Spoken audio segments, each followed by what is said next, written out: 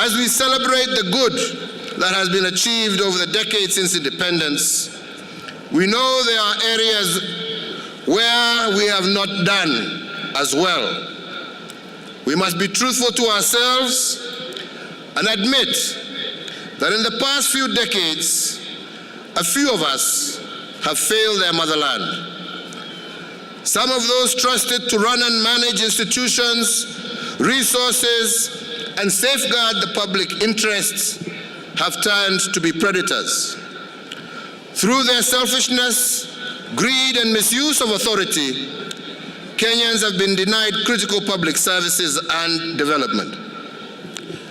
Today, I want to address myself to these enemies who must be boldly confronted by all Kenyans of goodwill, in the same manner our forefathers resolved to join hands in the fight against colonialism.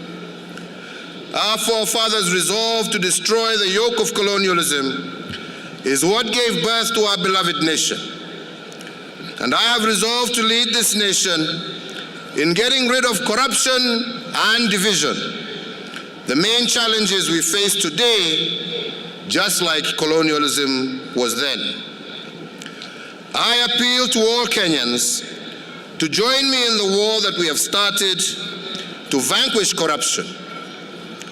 While the challenge may look huge because of the way corruption has become entrenched in some of our people, today we have to declare in unison that corruption in all its forms will be diminished from our country.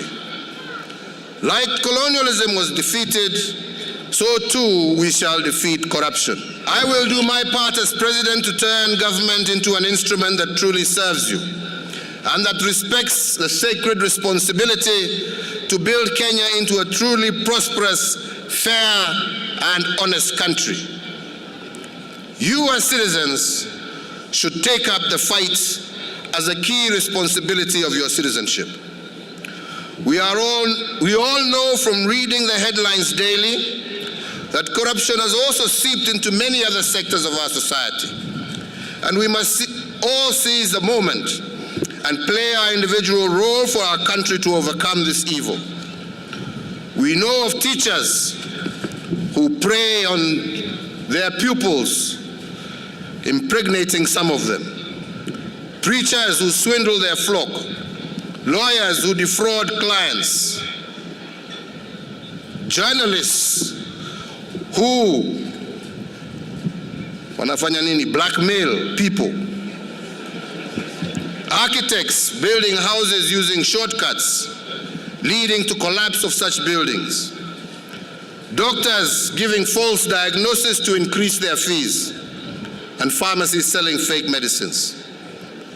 Unfortunately, sometimes these crooks have become heroes, and too often some of the worst rogues are welcomed back home like conquering heroes. The truth is that we are facing a grave threat to our moral basis as a people, from government down to family, from leaders to parents, from corporates to individual citizens. We have a role to fight for our honor so that our country can prosper.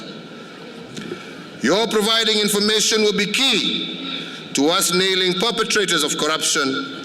Your resolve to withdraw respect and deny honor to those guilty will be the most powerful blow to preventing this vice. Let me now mention just one part of a raft of measures that we intend to implement to tackle corruption.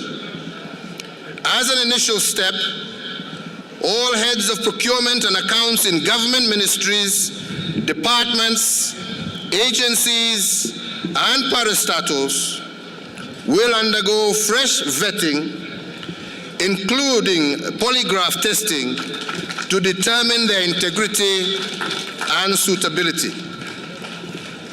Those who shall fail the vetting will stand suspended.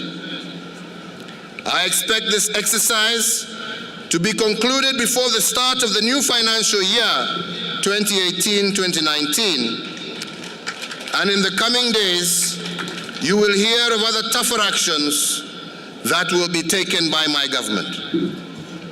Fellow Kenyans, we must have an honest country to protect our liberty and be able to use it to build a glittering African nation. For the sake of honesty, let us agree that our unity, for the sake of honesty, let us also agree that our unity is far from where it should be. Unity, as I said yesterday, does not mean that we agree on all things, but it is a requirement for our country to be able to have the stability that will enable us to invest in it without fear. Our founding fathers knew when they won Madaraka that there was no going back to the political structures that preceded colonialism. The world had changed too much. There were too many dangers to our freedom if we did not come together to forge a new nation. We had fought for freedom together, and today we need to stand together to protect it and turn it into lasting liberty and prosperity. The overwhelming majority of us live in peace and good neighborliness with our fellow citizens. We reach out to one another in good and bad times, and our children play together and marry each other across communities. Yet every 5 years during our elections, destructive divisions emerge that threaten our stability. Some political leaders have made their careers dividing our people, not bringing them together. This is the truth, and we need to deal with it as leaders as well as citizens. Unity is like an engine for a nation that hopes to escape the destructive pull of poverty, civil conflict, and even civil war. There are many different moving parts, but they are all joined in driving forward the vehicle so that it can achieve velocity to move forward. Many countries in our region provide terrifying evidence of what happens to peoples who are disunited. A house divided against itself cannot stand, let alone we cannot allow political competition to divide us, even more because we created Kenya to rise to the heights, not to be in fear every electoral cycle. Our habit of destructive political competition has certainly divided us, but there are other subtler forces. It may be a long wait for some to get public service. It may be disrespectful for our language and culture, or it may be that in the past, one region or another had less than its fair share of Kenya's resources. All of these have played their part in dividing us and in delaying the dreams of our founders. These problems are even older than the Republic. They are certainly not our fault. But if disunity itself is not of our doing, it is certainly our problem to solve. We have a clear choice. We should be bold enough to reject politics of division.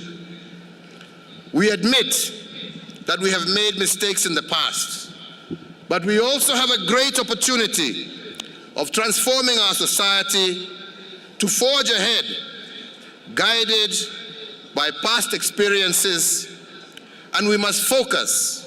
Yangu ni kuwashukuru wenzetu wa kaunti hii ya Meru kwa kujitokeza kwa wingi kabisa kusherehekea siku hii ya mashujaa, tukiwahakikishia ya kwamba siku hii ambayo tunawakumbuka mashujaa wetu wengi ambao walitoka hapa kaunti ya Meru kupambana na wabeberu kutupatia uhuru wetu.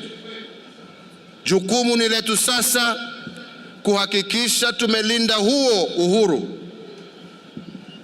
Jukumu ni letu kuhakikisha ya kwamba tumeungana pamoja kama Wakenya, tusipojali rangi, dini ama kabila, tukijua ya kwamba umoja wetu ndio utatusaidia kuhakikisha ya kwamba tumeweza kuleta utajiri kwa taifa letu la Kenya, kazi kwa vijana wetu, tuweze kuhakikisha ya kwamba wananchi wetu wakienda mahospitali wanaweza kupatiwa matibabu ya bure, watoto wetu wanaweza kusoma. Mimi najua ya kwamba tukipambana na shida hizi haswa ya umaskini, tutakuwa na nchi ambayo kila mmoja wetu atafurahia. Na mambo haya yote ambayo nimetaja yahusu wananchi wa Meru, yahusu wananchi wa Kisumu, yahusu wananchi wa Mombasa, wa Isiolo, wa Kiambu, wa Uasin Gishu, wa kila kona ya Kenya. Kwa hivyo mimi najiuliza, jameni, kama mambo haya ndiyo Wakenya wanahitaji, bona sisi kama viongozi tusikuje pamoja, tufanye kazi pamoja kuhakikisha ya kwamba tumetendea Wakenya haya ambayo wanahitaji, badala ya kutumia nguvu zetu kupigana bure na kutupiana maneno bure ambaye haitasaidia kubadilisha maisha ya wananchi hawa. Jameni, tuwataka turudi tuwe kitu kimoja.